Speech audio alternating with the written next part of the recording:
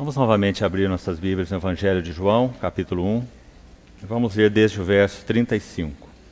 No dia seguinte estava João, outra vez, na companhia de 2 dos seus discípulos. E vendo Jesus passar, disse: Eis o Cordeiro de Deus. Os 2 discípulos, ouvindo dizer isto, seguiram a Jesus. E Jesus, voltando-se e vendo que os seguiam, disse-lhes: Que buscais? Disseram-lhe: Rabi, que quer dizer mestre, onde assistes? Respondeu-lhes ele: Vinde e vede. Foram, pois, e viram onde Jesus estava morando, e ficaram com ele aquele dia, sendo mais ou menos a hora 10ª. Era André, o irmão de Simão Pedro, um dos 2 que tinham ouvido o testemunho de João e seguido a Jesus. Ele achou primeiro ao seu próprio irmão Simão, a quem disse: Achamos o Messias, que quer dizer Cristo, e o levou a Jesus. Olhando Jesus para ele, disse: Tu és Simão, o filho de João. Tu serás chamado Cefas, que quer dizer Pedro. Ainda na primeira epístola de Pedro, capítulo 5,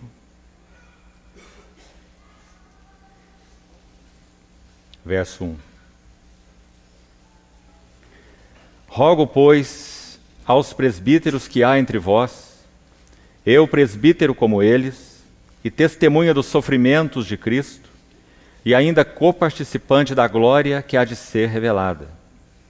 Pastoreai o rebanho de Deus que há entre vós, não por constrangidos, mas espontaneamente, como Deus quer, nem por sorte da ganância, mas de boa vontade, nem como dominadores dos que vos foram confiados, antes tornando-vos modelos do rebanho.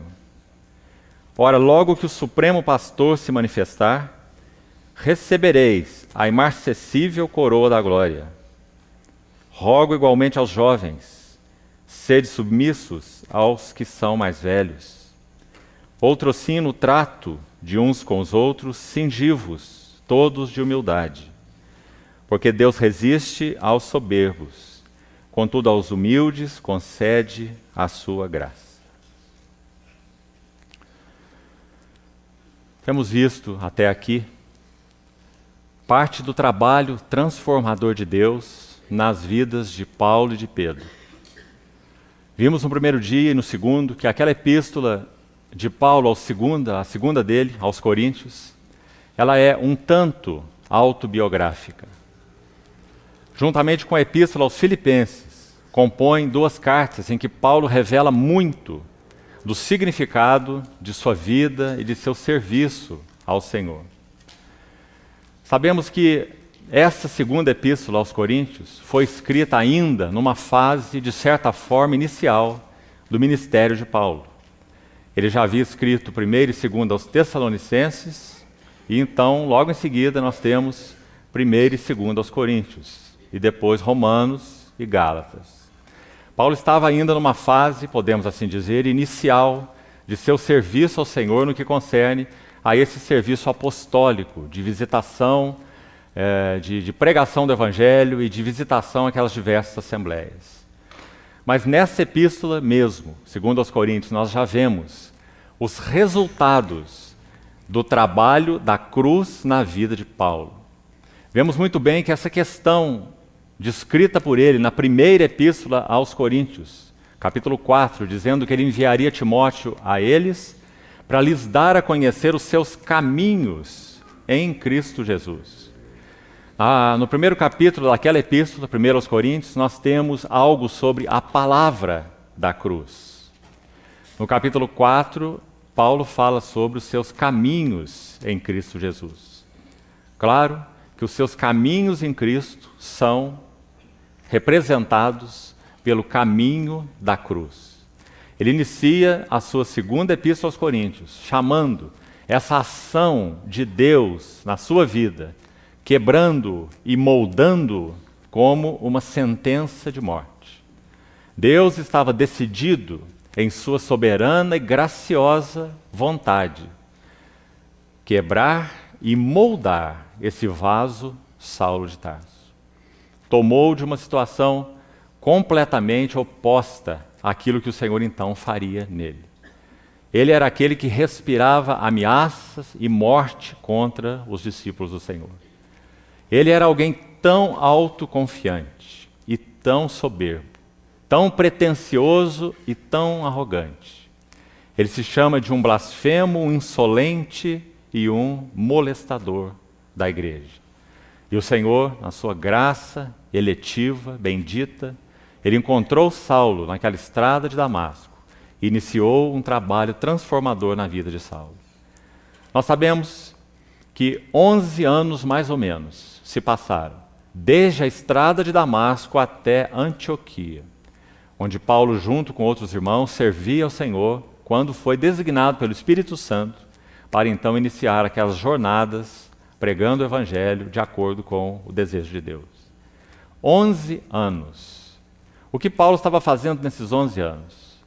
Segundo o livro de Gálatas, escrito por ele mesmo, ele esteve 3 anos na Arábia. E muito provavelmente, embora não possamos afirmar, mas muito possivelmente, os outros 8 anos em Tarso. Pois foi aí que Barnabé o encontrou, como registrado no livro de Atos, capítulo 11. Barnabé vai em busca de Saulo em Tarso, para então convidá-lo para aquele trabalho do Senhor junto àqueles cristãos em Antioquia. 11 anos dos quais nada sabemos sobre Saulo, mas sabemos que o Senhor já o havia encontrado na estrada de Damasco. O que será que Saulo esteve fazendo nesses 11 anos? Saulo esteve fazendo uma releitura da palavra de Deus que ele conhecia tão bem em sua letra. Um hebreu de hebreus, um fariseu quanto à lei. Um fariseu teria que saber porções enormes das Escrituras de memória. E esse era Saulo de Tarso. Nesses 11 anos ele teve a oportunidade de fazer uma releitura da sua Bíblia à luz da revelação de Deus em Cristo Jesus. Então Paulo vai citar inúmeros textos nas suas 13 epístolas do Velho Testamento, interpretando-as à luz da revelação de Cristo. Quando a epístola aos Coríntios termina, Paulo vai dizer no capítulo 12 que ele havia sido arrebatado até o 3º céu há 14 anos atrás. E esse período aponta exatamente para esses 11 anos iniciais, onde Saulo estava provavelmente em Tarso, quando então ele descreve aquela experiência, segundo aos Coríntios 11, falando das visões e das revelações do Senhor. O Senhor iria confiar muito a Saulo. E para que o Senhor pudesse confiar essa revelação do mistério de Deus e de Cristo a Saulo, ele teria que forjar esse vaso como ele forjou. Enquanto Saulo estava nesse paraíso, como ele descreve, no 3º céu, ouvindo coisas inefáveis, às quais não é lícito ao homem referir, se no corpo ou fora do corpo não sei, Deus o sabe, ele diz, sabemos que ele estava preservado ali da soberba. Ele estava na presença imediata de Deus. No corpo ou fora do corpo eu não o sei. Que experiência é essa? Mas, ao final dessa experiência, era-lhe necessário receber um espinho na carne, um preventivo de Deus contra a soberba de Saulo. Então ele orou 3 vezes ao Senhor pedindo que afastasse dele esse espinho, e ouviu a mesma resposta: minha graça te basta, porque o meu poder se aperfeiçoa, se evidencia, se completa, é na fraqueza. Então ele vai dizer: eu, pois, me gloriarei nas minhas fraquezas, para que sobre mim repouse o poder de Deus. E claramente ele diz: para que eu não me ensoberbecesse com a grandeza das revelações, foi-me dado um espinho na carne. Então, irmãos, que carta preciosa essa epístola segunda aos Coríntios. Nós vemos ali, então, o resultado do trabalho da cruz na vida de Paulo. Se na primeira epístola nós vemos a falta do trabalho da cruz na Assembleia de Corinto, na segunda epístola nós temos as consequências do trabalho da cruz na vida de Paulo. Então, pelo menos 12 características você vai encontrar nessa epístola, que seriam evidências dessa genuína liderança espiritual na vida de Paulo.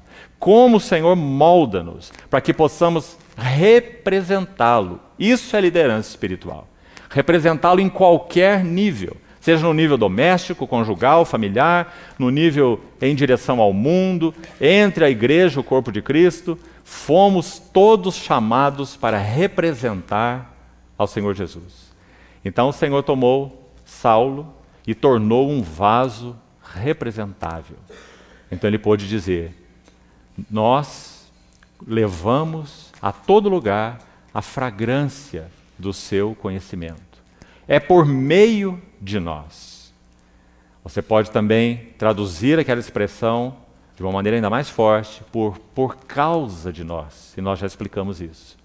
Deus fez um trabalho em Saulo de Tarso. Ele não era um vaso descartável, que fazia uma obra e permanecia o mesmo. Não. Cristo estava sendo formado na vida e no caráter de Saulo. Então ele pôde dizer: eu trago no corpo as marcas do Senhor Jesus. Ele pôde dizer: o que vistes, aprendestes, ouvistes de mim, isso praticai. E o Deus da paz será convosco. Sede meus imitadores e observai os que andam segundo o modelo que tendes em nós. Todas essas frases são expressão de liderança espiritual. Agora, qual a convicção que ele tinha? Relembramos ontem em 1 Timóteo capítulo 1. Que Deus fez o que fez na vida dele por misericórdia, por graça e para que ele se tornasse um modelo para todos quantos haveriam de crer no Senhor Jesus. Esse é o mesmo propósito do Senhor para todas as nossas vidas. O que ele faz em nós está para além de nós. Tudo que ele nos dá não para em nós. De todas as formas que ele nos tem abençoado é para além de nós. Todos os dons, toda a revelação, todo o entendimento que possamos ter pela graça do Senhor não foi designada a permanecer conosco. Mas para que possamos representar o Senhor de maneira adequada naquilo que Ele nos tem dado, é necessário que suas mãos nos forjem. Então esse capítulo 12, irmãos, de 2 Coríntios, traz esse exemplo gritante aos nossos ouvidos. Não basta recebermos visões e revelações do Senhor. Igualmente carecemos de uma proteção contra a soberba. Por isso ele inicia o livro e termina o livro basicamente da mesma maneira. Ele inicia falando de uma sentença de morte, já vimos. E ele termina o livro falando de um espinho na carne. Que o Senhor nos ajude a entender o que realmente significa o caminho da cruz. E nós nos disponhamos a que o Senhor não retire sua mão de nós. Trate-nos segundo sua misericórdia. Use pessoas e circunstâncias para que então nossas vidas sejam modeladas. Para que não confiemos em nós mesmos, mas no Deus que ressuscita os mortos.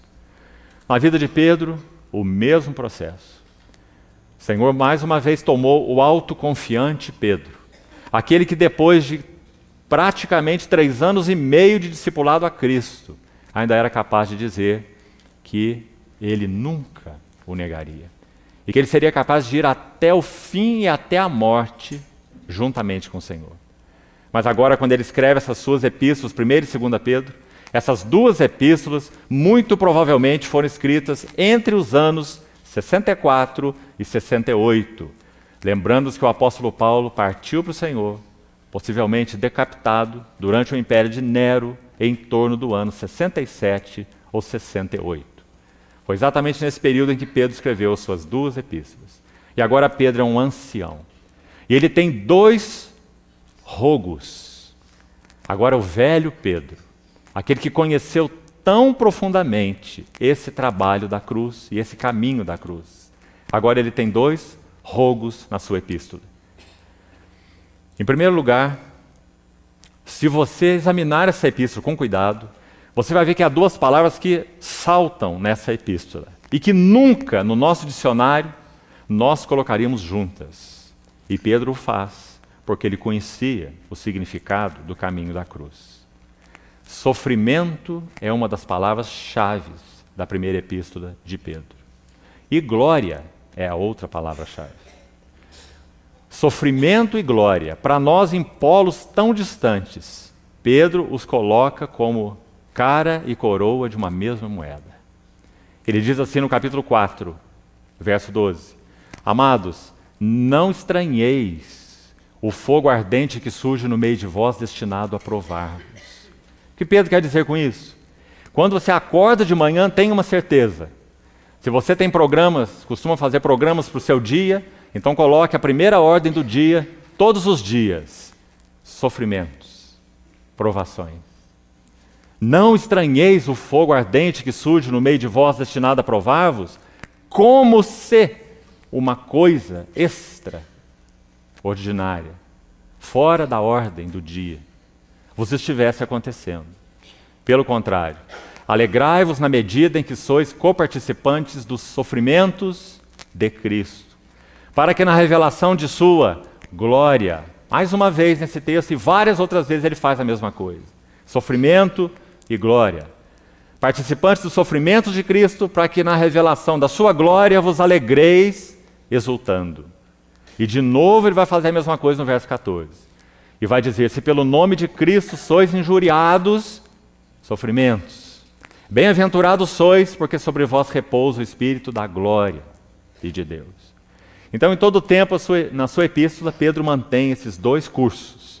Deus irá tratar a vida dos seus por meio de provações. E logo no capítulo 1 ele vai dizer: ele tem um motivo.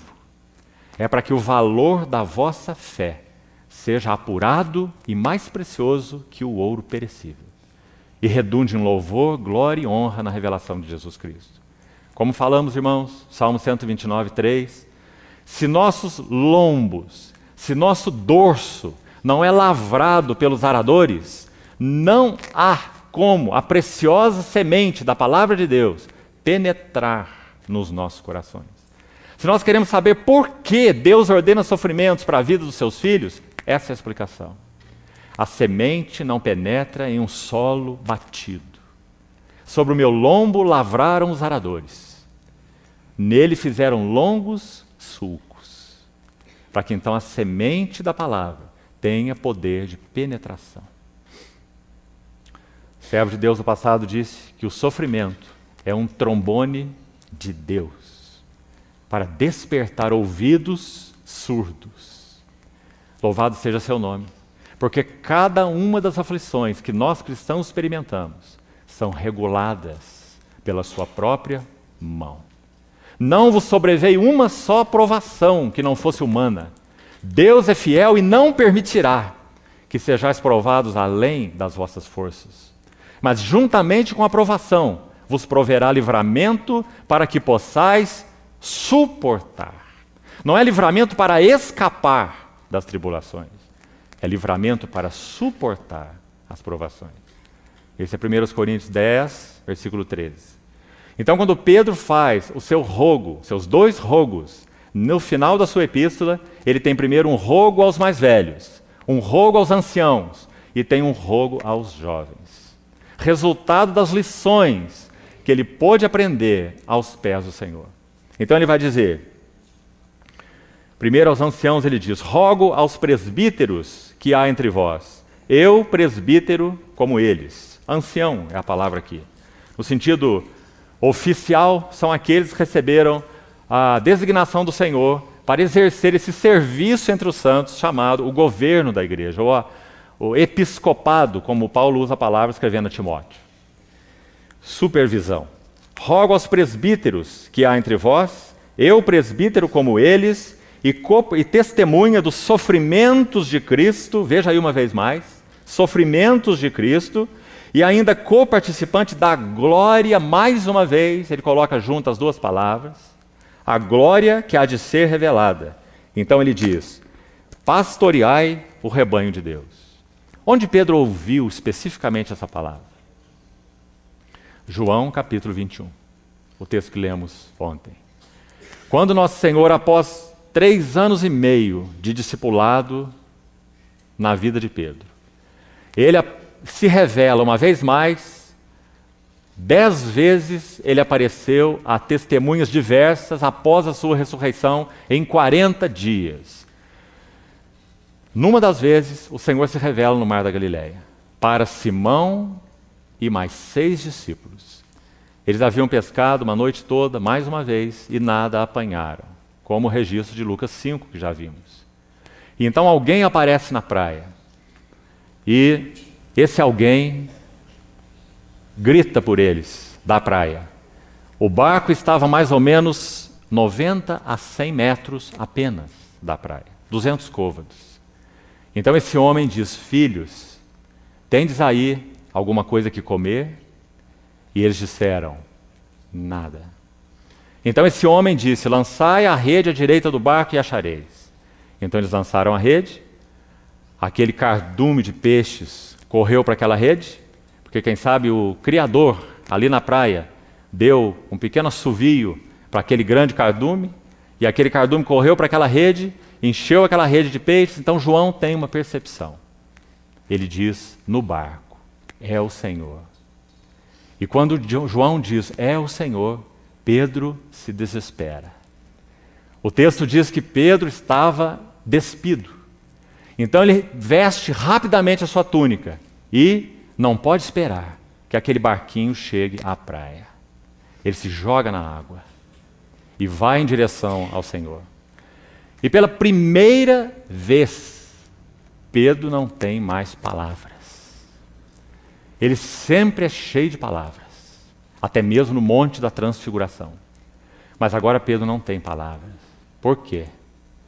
Porque quando ele chega à praia, ele vê ali um braseiro.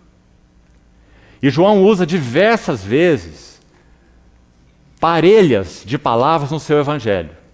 Se você buscar o texto original e a sua concordância, que traz as palavras no original, faça esse exercício. Muitos pares de palavras, que apenas aparecem 2 vezes no evangelho de João. E quando essas palavras são postas juntas, sempre nós vemos quadros maravilhosos da vida de união com Cristo, que é a chave do pensamento de João e do seu aprendizado diante do Senhor. Braseiro é uma dessas palavras. Somente aparece 2 vezes no Evangelho. João 18, 18. Primeira vez que aparece a palavra braseiro. Pedro conseguiu que João, que era conhecido do sumo sacerdote, conseguisse para ele um salvo-conduto, para que ele entrasse por aquela porta que dava acesso ao pátio da casa do sumo sacerdote, onde nosso Senhor estava sendo julgado. João era conhecido do sumo sacerdote, e foi permitido que ele entrasse junto com o Senhor, e Pedro ficou de fora.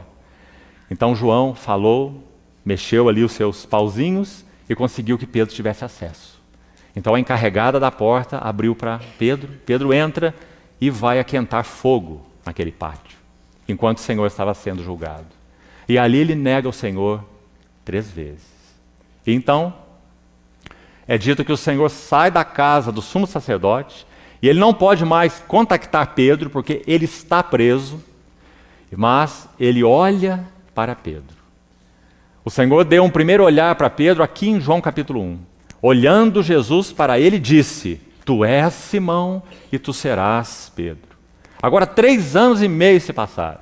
E o Senhor olha de novo para Pedro, agora sem palavras.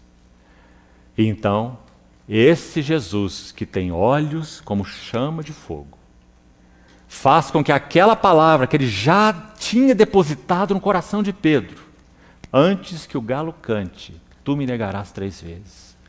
O Senhor faz com que aquela palavra reacenda, porque agora a expressão usada não é mais logos, uma ideia comunicada, uma palavra falada e guardada, mas agora o termo usado é rema. Então quando o Senhor olha para Pedro lá da casa do sumo sacerdote, para o pátio onde Pedro estava naquele braseiro, é dito: e Pedro então se lembrou da rema do Senhor. E, caindo em si, desatou a chorar. Então Pedro chega ao fim de si mesmo. Depois, nós sabemos pelos relatos dos evangelhos que o Senhor sim se revelou a Pedro antes de João 21. Quando ele aparece aos discípulos, eles estão de portas fechadas naquele ambiente, Pedro estava lá. Mas não há nenhum registro de conversa do Senhor com Pedro. E nenhuma restauração particular do Senhor a Pedro. Mas agora nós chegamos num ponto em João 21 em que o Senhor se revela para fazer algo com Pedro. Então quando ele vai, pula daquele barco, vai à frente do barco, chega na praia e vê aquele braseiro agora foi colocado pelo Senhor. O Senhor foi quem montou aquele fogareiro na praia e havia ali peixes e pães. Quando Pedro então chega à praia, a refeição já está preparada. Mas, irmãos, o texto é tão precioso que o Senhor então diz a eles que vieram atrás, depois de Pedro, arrastando a rede com 153 grandes peixes até a praia, conforme o relato de João. Então, embora já houvesse uma refeição naquele braseiro, ali havia pão e ali havia peixes. Nosso Senhor diz assim: trazei alguns dos peixes que acabastes de apanhar. O que isso significa? Que apesar das falhas e fracassos de Pedro, o Senhor ainda continua buscando cooperadores. Então é dito no texto que é o Pedro mesmo. É ele quem entra no barco e arrasta a rede para a praia. E então, o Senhor começa essa arguição com Pedro. Por 3 vezes ele diz: tu me amas. E ele usa, após a resposta de Pedro, esta palavra que acabamos de ler na sua epístola: rogo aos presbíteros que há entre vós pastoreai. O Senhor disse isso a Pedro 3 vezes, veja no texto de João 21, versos 15 e 17. Pedro, tu me amas? Senhor, tu sabes que eu te amo. Lembrando que o Senhor usou na pergunta a palavra que se refere a um amor que vai até a morte. Porque é isso que Pedro havia dito que tinha pelo Senhor. Que tipo de amor ele achava que tinha? Um amor que iria até a morte. Ágape. Então o Senhor pergunta com esta palavra, porque foi isso o que Pedro disse. Pedro, você me ama até a morte? E Pedro respondeu: sim, Senhor, tu sabes que te amo. Mas agora ele não ousa usar a palavra ágape, derivada de ágape.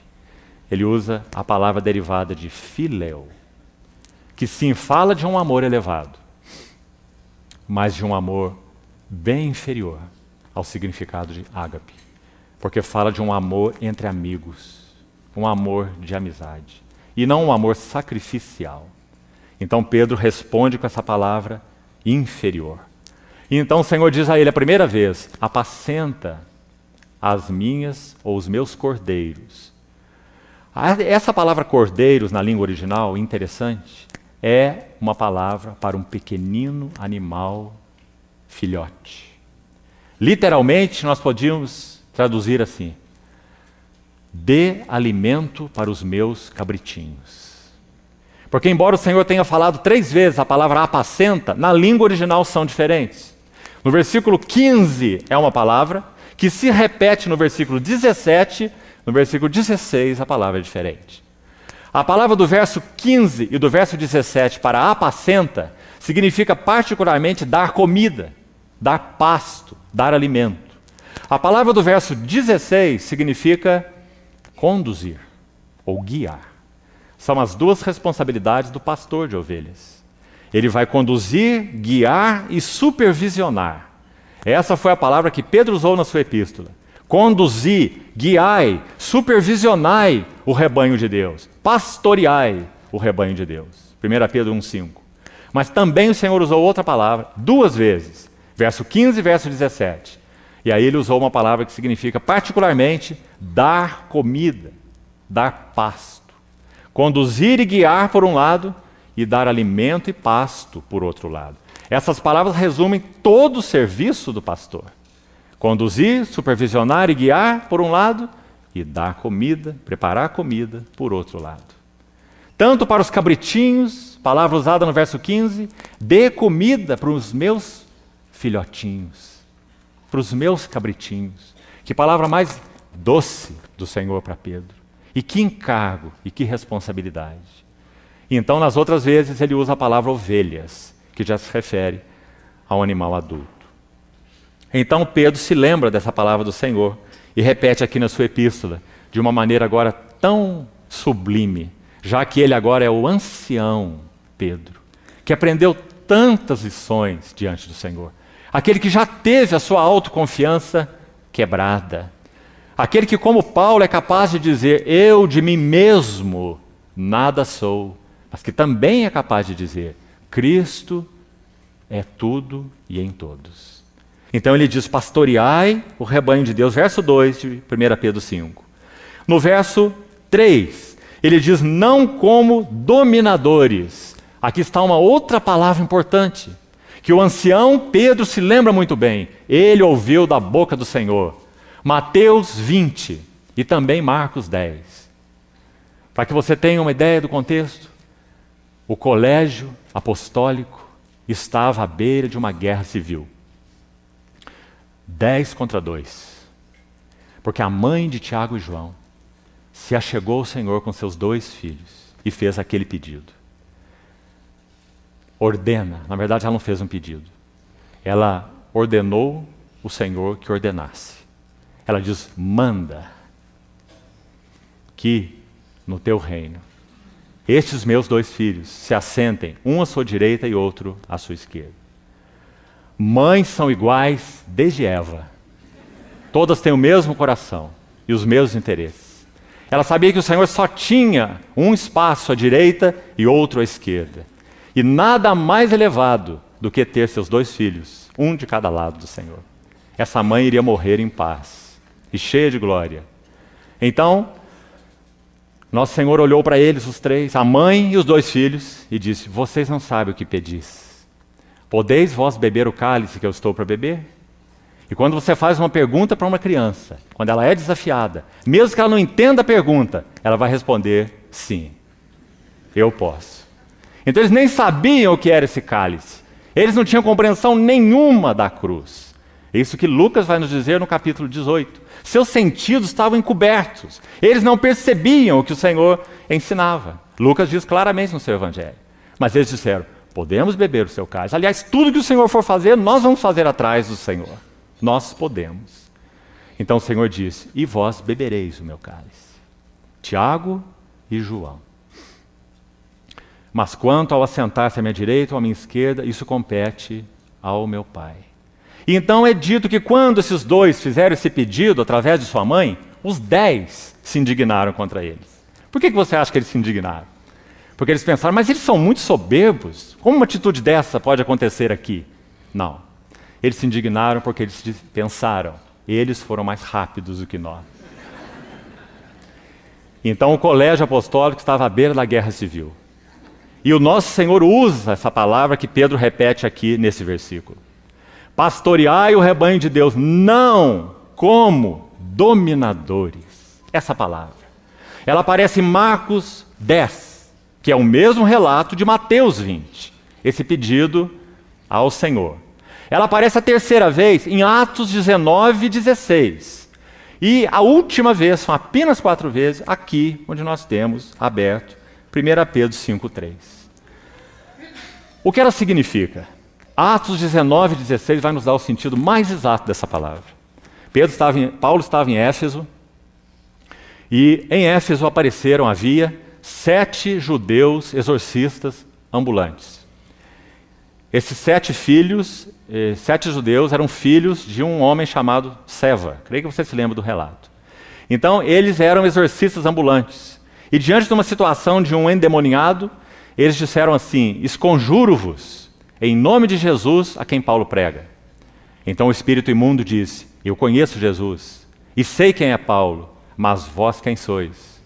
E então esse possesso partiu para cima deles, e diz o texto, que ele os deixou desnudos e feridos. E eles saíram envergonhados daquela casa. Então Lucas vai usar essa palavra, subjugando-os. Então o possesso saltou sobre eles, subjugando-os. Essa é a mesma palavra que o Senhor usou em Mateus 20, Marcos 10 e 1 Pedro 5, 3. Não como os que subjugam. Porque aqueles que subjugam representam a autoridade de Satanás. Aquele que subjugou aqueles judeus, filhos de Seva, foi um espírito imundo. Ele os subjugou, não como subjugadores dos que vos foram confiados. Tremenda responsabilidade. Na medida que o Senhor disciplina anciãos, então ele pode confiar, não perca essa palavra aí, irmão, algo a eles, como falamos ontem. Quanto mais disciplina do Senhor realmente conhecemos, quanto mais nós conhecemos o que significa sentença de morte, espinho na carne, quanto mais essas coisas são reais e não teóricas para nós, então mais o Senhor pode nos confiar. Porque se o Senhor nos confiar mais do que a disciplina que Ele realizou em nós, Ele sabe que nós estaremos em um grande perigo. Então o Senhor vai nos confiar na medida da sua disciplina. Na medida em que sua disciplina for recebida de suas mãos. Eles vos foram confiados. Então não os subjuguem, não os dominem, mas tornando-se os anciãos modelos, e aqui a palavra é tipos, modelo do rebanho. Ora, logo que o Supremo Pastor se manifestar, recebereis a imarcessível coroa da glória. E aqui queria destacar uma última palavra para comentarmos alguns minutos sobre João e concluirmos. Versículo 5. Segundo rogo de Pedro, agora não é aos anciãos, agora é aos jovens. Rogo igualmente aos jovens, sede submissos aos que são mais velhos, outro sim no trato de uns com os outros, cingivos. Agora aqui nós temos uma linda palavra. Ela só aparece esta vez em todo o Novo Testamento, irmãos. Apenas aí. E aqui nós vemos que a memória de Pedro, mais uma vez, é recuperada em direção ao seu Senhor. Sabe por quê? Ontem nos lembramos. João 13. Embora a palavra lá não seja a mesma, essa palavra é única, como já falamos, já vamos dar o sentido dela. Mas Pedro se lembra quando o Senhor tirou a sua vestimenta de cima e cingiu-se com uma toalha e passou a lavar os pés dos seus discípulos, para ensiná-los a lição de cooperação. Se eu não te lavar, não tem parte no meu serviço, comigo. Mas agora a palavra que Pedro usa aqui não é a mesma de João 13, para cingir-se. Ela é mais específica, por isso ela é mais preciosa. A palavra que Pedro usa aqui significa aquele avental de escravo. Aquele avental que somente o escravo usava para trabalhar e que o diferenciava de todos os outros homens livres. Ele escolheu essa palavra pelo Espírito Santo e colocou-a dentro desse rogo, em particular, que ele faz aos jovens. Veja aí. Jovens, no trato uns com os outros, vistam todos o avental do escravo. Aquele que diferencia vocês de pessoas livres para pessoas compradas. Sirvam uns aos outros com avental de escravo. Cingivos, todos de humildade. Que palavra mais preciosa é essa? Porque Pedro aprendeu essa lição. Poucos, como Pedro, sabem que o Senhor resiste aos soberbos. Porque o Senhor resistiu a Pedro mesmo. O Senhor resiste aos soberbos, mas aos humildes Ele concede sua graça. A graça é um tema muito caro para Pedro. Ele termina sua epístola assim: o Deus de toda graça, 1 Pedro 5,10, que em Cristo vos chamou a sua eterna glória. Pedro sabe o que é graça, porque ele negou o Senhor e praguejou contra o nome do Senhor. Então, irmãos, o Evangelho de João começa e termina narrando as pessoas de Pedro e de João. Tanto no capítulo 1, quanto no capítulo 21. Então o texto que nós relemos no início, vamos fazer algumas considerações sobre João agora. O texto que lemos no início mostra também o primeiro encontro de João com o Senhor.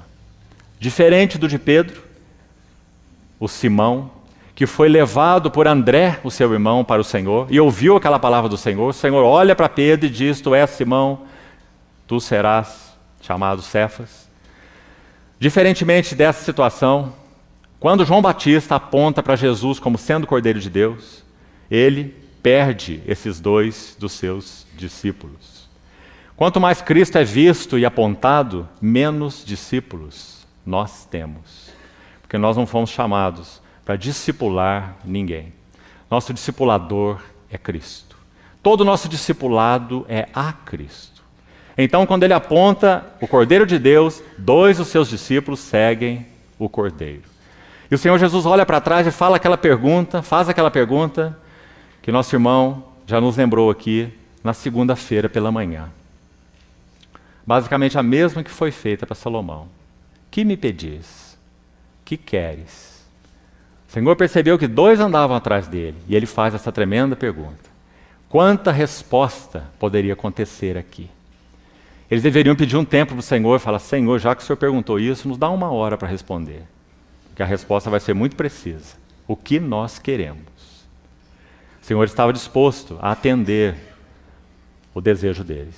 Mas então eles fizeram outra pergunta. E que pergunta maravilhosa. A pergunta deles foi, onde moras? Eles queriam o próprio Senhor. Por isso, todos os 5 escritos de João mostram que a lição que João melhor aprendeu, e é a que ele evidencia nos seus 5 livros, não se esqueça, inclusive no Apocalipse, é vida de união com Cristo. Que pena que quando nós olhamos para o Apocalipse, nós só vemos gafanhotos de 1 metro de altura e besta com um monte de chifres. Porque o tema de Apocalipse é o noivo e a noiva. Vida de união com Cristo.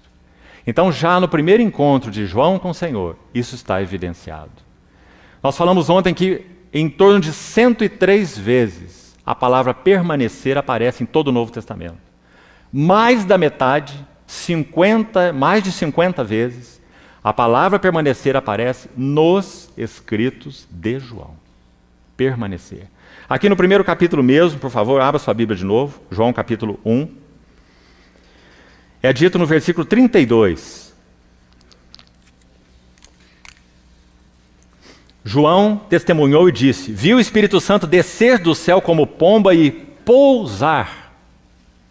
Aqui está a primeira menção dessa palavra no Evangelho. A palavra é permanecer.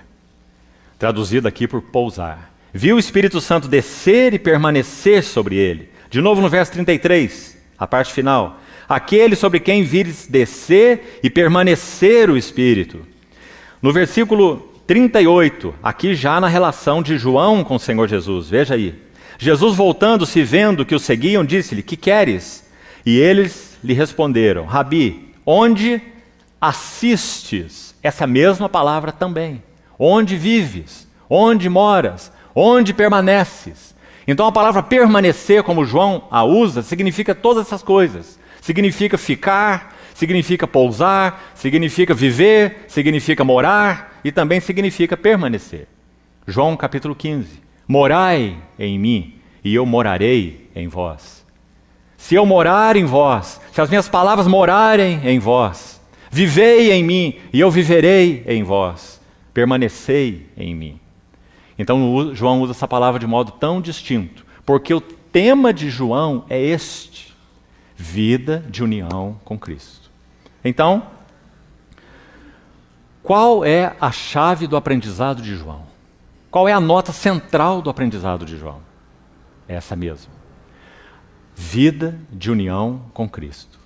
Dentre os pares de palavras que nós falamos, que somente aparece 2 vezes no Evangelho de João, há diversas que fazem quadros da vida de união com Cristo. A palavra peito ou seio do Senhor Jesus, a palavra seio aparece em João 1,18 e em João 13,23. E faz um quadro.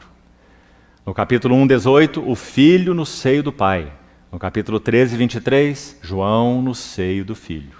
Porque nós fomos chamados à comunhão de seu Filho Jesus Cristo. Fomos chamados a entrar na comunhão do Deus triuno, sem participarmos da divindade, sem sermos deificados, porque isso é impossível. Nós sempre seremos seres criados, mesmo quando estivermos glorificados, e Deus continuará sendo Deus, na sua onipotência, na sua onisciência, na sua onipresença, em todos esses seus atributos. Mas nós fomos chamados para a vida de união com Cristo em Deus. Assim como és tu, ó Pai, em mim e eu em ti, também sejam eles em nós, para que o mundo creia que tu me enviaste. Chamados à comunhão de seu Filho Jesus Cristo. Então, irmãos, como o Senhor usou particularmente a João? Temos só apenas alguns minutos para traçar algumas linhas. Primeiro, João falou para a segunda e terceira geração de cristãos. Parece que, efetivamente, o ministério de João só começa quando o de Paulo e de Pedro terminam. João falou à segunda e até à terceira geração de cristãos, já que ele muito provavelmente viveu mais de 90 anos. Quando nós temos uma primeira geração, a verdade, a revelação é recebida com poder. Na primeira geração, há uma poderosa revelação. Na segunda geração, a verdade e a revelação é recebida de segunda mão. Então nós temos tradição. Quando João começou a exercer o seu ministério, João encontrou a igreja já em tradição. Aquela poderosa revelação inicial já tinha um tanto se esvaído. E na terceira geração, ainda pior. Se nós temos uma poderosa revelação na primeira, se nós temos uma tradição na segunda, porque quase tudo é recebido de segunda mão, na terceira nós temos acomodação e indiferença. Então, o Senhor, na sua bondade e soberania, Ele guardou esse seu discípulo para a segunda e terceira geração. Por isso, quando o Senhor chamou João, você se lembra o que ele estava fazendo? Ele não estava pescando, ele estava remendando as redes. Certa vez, nós estávamos fazendo um passeio de escuna numa orla aqui no país. E aquela escuna se aportou uma pequena ilha. E quando descemos naquela ilha, havia um pescador. De longe avistamos um pescador, que já havia puxado a sua rede e estava com aquela agulha de madeira, usada para fazer o remendo das redes.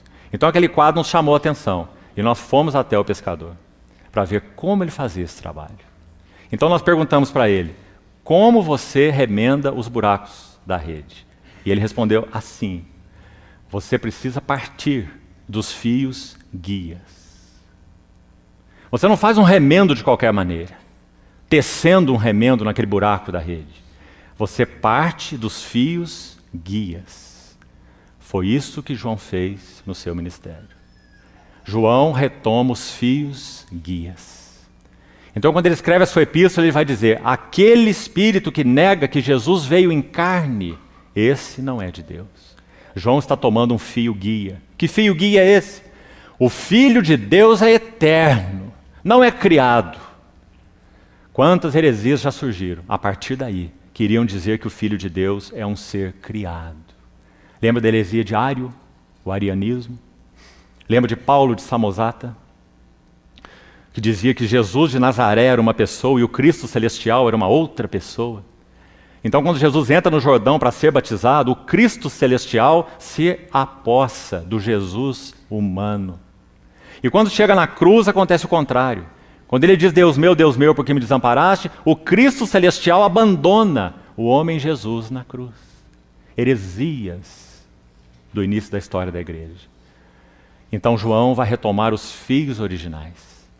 João vai nos falar como ninguém, em João 14, 15 e 16, sobre o Deus triuno. As pessoas da Trindade, a interhabitação, a comunhão que elas têm entre si.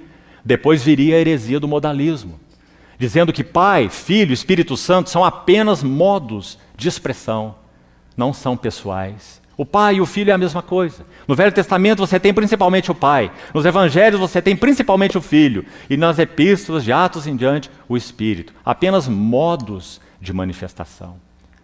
Sabélio, sabelianismo, foi quem primeiro falou, pronunciou essa heresia. Todas viriam depois de João.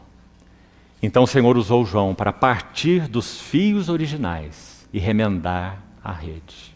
Essa foi uma das preocupações centrais do ministério de João. Segunda coisa, não apenas recuperar as verdades essenciais. É muito importante que a igreja esteja baseada na verdade. Se isso não acontecesse, nenhum de nós estaria aqui. A verdade de Deus já teria sido perdida por séculos atrás. Todos nós somos devedores do trabalho do Espírito Santo, levantando de novo, resgatando, trazendo luz às verdades que foram perdidas em 20 séculos. E nós estamos aqui, pela fidelidade do Espírito Santo. Então, João foi usado para recuperar essas verdades, os fundamentos da nossa fé. Mas não apenas isso, porque isso não basta. Nós podemos ter uma grande ortodoxia, conhecer todos os fundamentos da nossa fé, mas Deus usou João também para recuperar realidade espiritual. Então João vai se preocupar com a palavra realidade.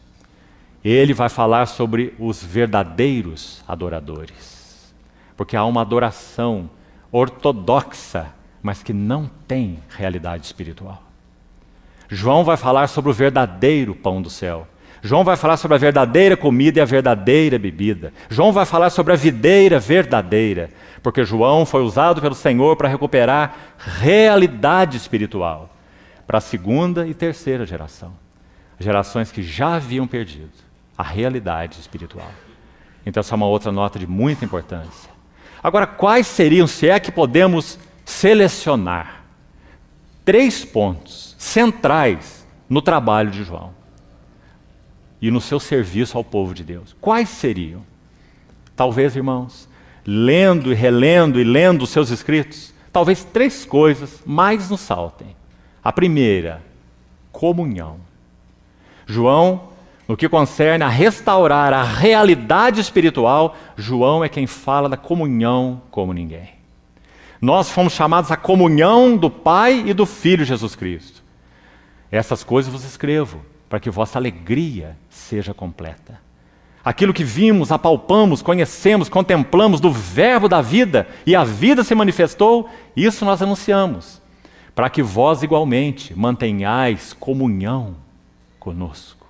Ora, nossa comunhão é com o Pai e com seu Filho. Aquela que era uma comunhão exclusiva, uma comunhão secreta, uma comunhão velada, bendita, plena, agora foi aberta e estendida para aqueles que foram chamados pelo Senhor, para que eles sejam um como nós somos. Pai, a minha vontade é que onde eu estou, onde Ele está? João capítulo 1, verso 18. O Filho, Deus unigênito, está no seio do Pai, que o revelou. E João 17, 24. Pai, a minha vontade é que onde eu estou, no teu seio, onde eu estou, estejam também comigo os que me deste, para que vejam a minha glória. Glória que me conferiste porque me amaste antes da fundação do mundo. Não é maravilhoso, irmãos?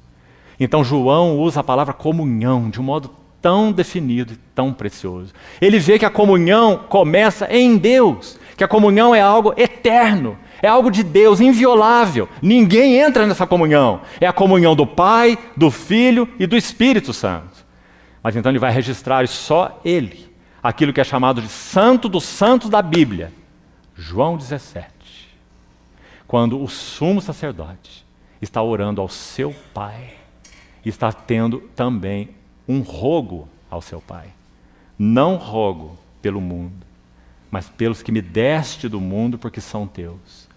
Pai, que eles sejam um conosco, como tu és em mim e eu sou em ti. Sejam eles em nós. O que é isso? Comunhão. Então essa é uma das palavras mais significativas no que concerne ao ministério de João, por causa da sua realidade espiritual. Segundo, João fala sobre o ensino da unção. 1 João 2:20, um texto muito conhecido dos irmãos, diz assim: vós possuís a unção que vem do Santo, e todos tendes conhecimento. Interessante que essa palavra conhecimento, na maior parte dos usos no Novo Testamento, ela vem da palavra gnosis. Gnosis, conhecimento.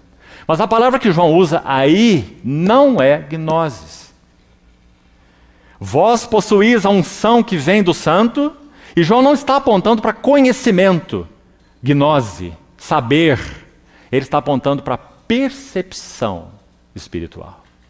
A palavra usada aí é melhor traduzida por percepção e não por conhecimento, pois não é gnosis.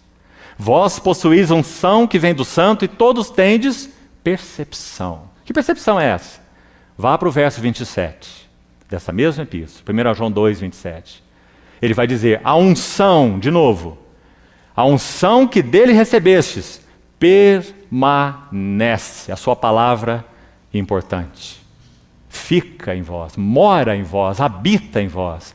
A unção que dele recebestes permanece em vós. E não tendes necessidade de que alguém vos ensine.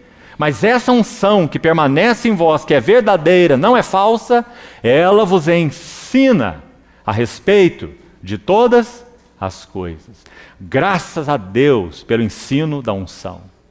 E já tem sido relembrado por nós nesses dias, que esse ensino é um cicio suave e tranquilo.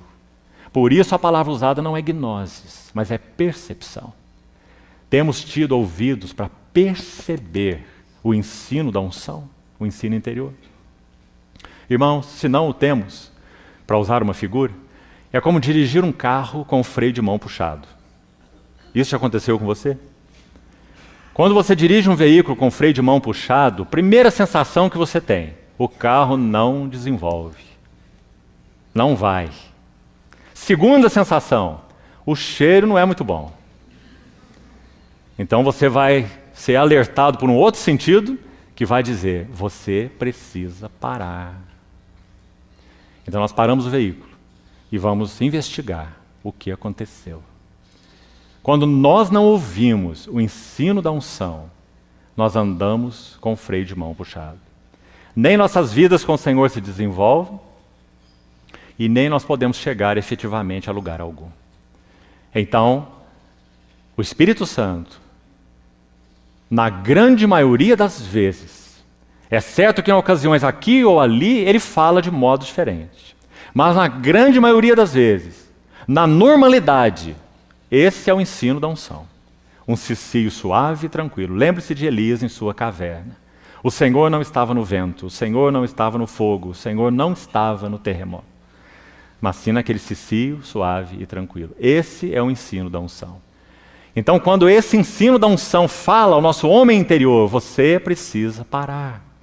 Você precisa parar de falar. Você precisa parar com este relacionamento. Você precisa parar com essa leitura. Ele já puxou o freio de mão. E se nós não pararmos, então nós vamos sentir o cheiro de queimado. Não poderemos avançar com o Senhor. Por outro lado, como então a vida de Cristo cresce em nós? Qual é a chave para a vida de Cristo crescer em nós? Ouvir o ensino da unção. Por isso, irmãos, nunca podemos separar o Espírito de Deus da palavra de Deus. Esse é um par inseparável. E o que Deus uniu, não separe o homem. Assim nós ouvimos o ensino da unção. Agora, um terceiro aspecto. Comunhão primeiro, ensino da unção segundo, e um terceiro aspecto, não por ordem de importância. Todos os três estão no mesmo nível. E creio que uma terceira ênfase sublime no ministério de João seria amor. Se nós não amarmos uns aos outros, de que vale qualquer coisa? De que valem nossos relacionamentos? De que vale a reunião da igreja? De que vale nos juntarmos para ouvir a palavra do Senhor? Se nós vivemos a morder e a devorar uns aos outros. Palavras de Paulo aos Gálatas. Se vos mordeis e devorais uns aos outros, vede que não sejais mutuamente destruídos. Então João vai refletir nos seus escritos as palavras que ele ouviu do Senhor. Filhinhos, amai-vos uns aos outros. Novo mandamento eu vos dou. Por que ele é novo? Porque o padrão mudou. Na lei, amarás ao próximo como você ama você, como a ti mesmo. Já é um alto padrão. Mas o Senhor o elevou mais. Amai-vos uns aos outros, não como você ama você. Cuidado com os ensinos da psicologia no meio da igreja. Amai-vos uns aos outros, como eu vos amei. E o amor do Senhor por nós é um amor até o fim. Amou os seus que estavam no mundo e os amou até o fim. Então essa é a terceira ênfase de João. Nisto conhecerão todos que sois os meus discípulos. Não em teres conhecimento, não em serem ortodoxos, não em teres labor e perseverança, mas se tiverdes amor uns para com os outros. Então essa é a terceira ênfase importante de João. Agora, irmãos, precisamos concluir. Abra, por favor, em Apocalipse capítulo 1, e aqui nós vamos terminar. João aprendeu uma tremenda lição em Patmos. E creio que com a ajuda do Senhor, antes que encerremos, precisamos ouvir essa lição, como João aprendeu. Apocalipse capítulo 1. Olhe em particular para o verso 16 nesse momento. Nós já dissemos para os irmãos que quando João tem essa revelação em Patmos, e o contexto começa a partir do verso 9, se você olha para o verso 10 desse capítulo, você vai ver que quando João ouve aquela voz que vai falar com ele, preste atenção aí, ele diz: eu ouvi por detrás de mim uma voz. Você já se perguntou sobre esse por detrás? Não seria natural que, se o Senhor vai se revelar a João, ele se mostre à frente de João? Por que João tem que virar para trás? E por que o Senhor se revelou atrás de João? Segundo a história, muito provavelmente, João tenha cuidado das 7 igrejas da Ásia. É por elas que João intercede. São elas que estão no coração de João. Quando João está exilado em Patmos, de alguma maneira, ele poderia até mesmo ver a costa da Turquia, da Ásia Menor. Onde estavam as 7 igrejas naquela província, Ásia Menor. João possivelmente serviu aquelas 7 igrejas. E agora ele é o último apóstolo. E ele tem a carga no seu coração do que será então da obra de Deus. O que será das igrejas de Deus. Então, enquanto João estava ali por causa da palavra do Senhor, por causa do testemunho do Senhor, é o que ele vai dizer no verso 9, ele diz: ouvi por detrás de mim. Que figura mais preciosa. O que o Senhor, em outras palavras, está dizendo para João é: João, você está olhando para o lugar errado. Não olhe para as igrejas, não olhe para a obra, olhe para mim mesmo. Então, quando ele vira, ele vê 7 candeeiros de ouro. Aquilo que João estava vendo ali na Ásia Menor, de alguma maneira, ele vê agora aqui na sua visão celestial. Onde estavam essas 7 igrejas? Elas estavam naquela cena com o sumo sacerdote em meio a todas elas. Que segurança para o coração de João. Irmão, escute bem. A obra de Deus não é a nossa vida. Cristo é a nossa vida. A igreja de Deus não é o nosso viver. Cristo é o nosso viver. Quando nós colocamos a obra de Deus no centro do propósito eterno de Deus, nós corremos o risco de perder a Deus fazendo a obra para Deus.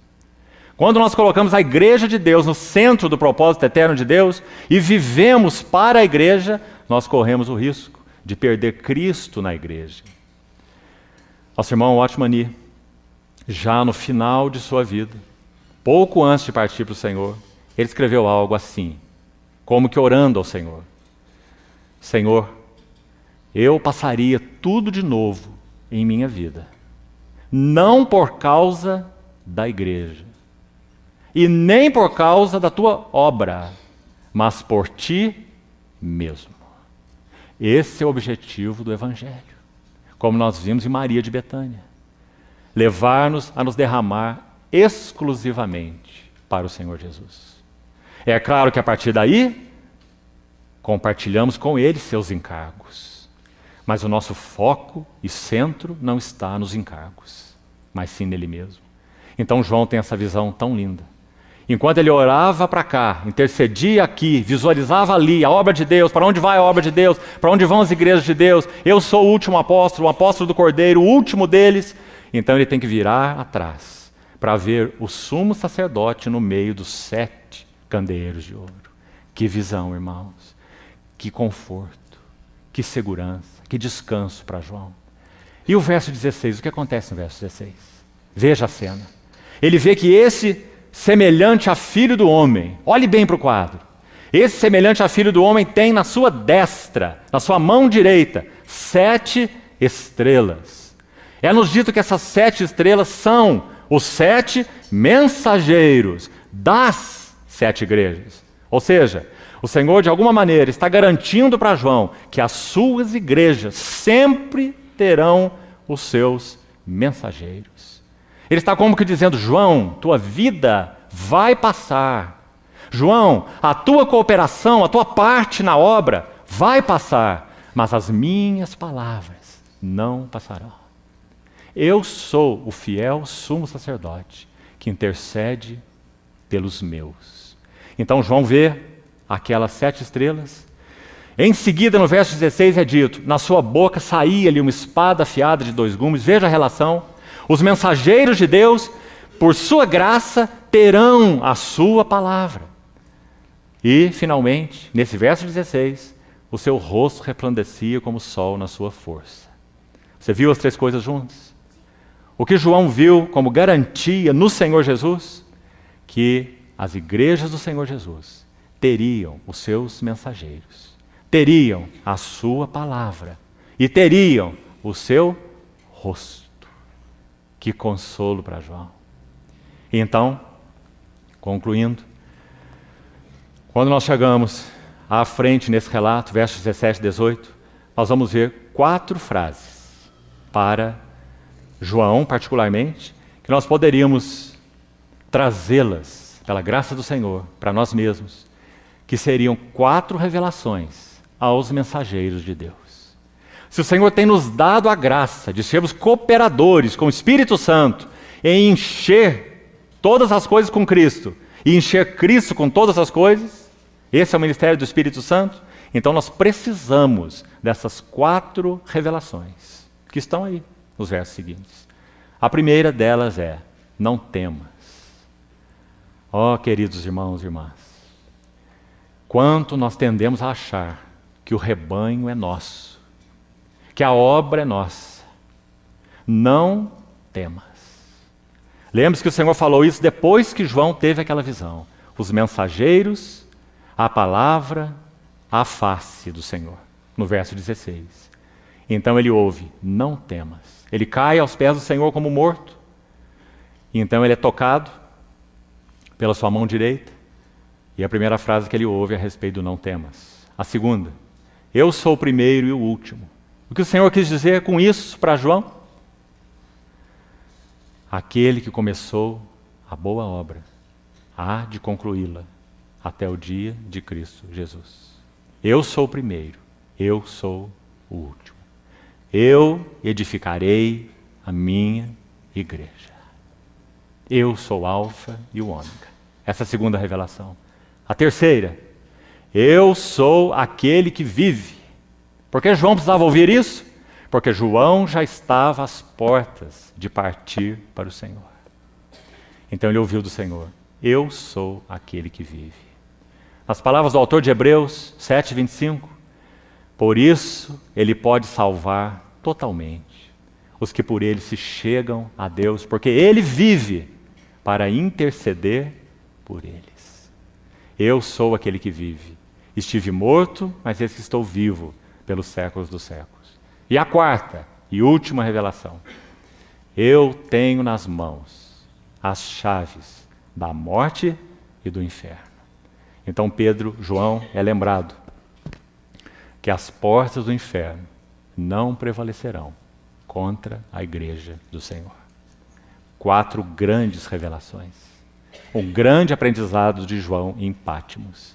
Então somos tão gratos ao Senhor, amados irmãos, porque Ele tomou um filho do trovão, de um espírito tão diferente do dele, nosso Senhor, e moldou João de tal maneira que nós podemos ser tão ajudados pela sua vida, pelos seus escritos.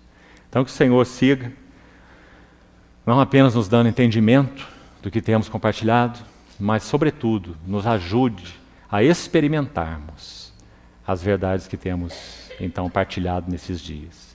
Que disponhamos nossos corações para que o Senhor execute em nós essa obra, em nós, para que nós possamos ser seus cooperadores na obra dele, naquilo que ele nos designar. Senhor, guarde nossos corações, que nosso foco seja realmente ele mesmo, não sua obra, não suas igrejas, não seus interesses, mas ele mesmo.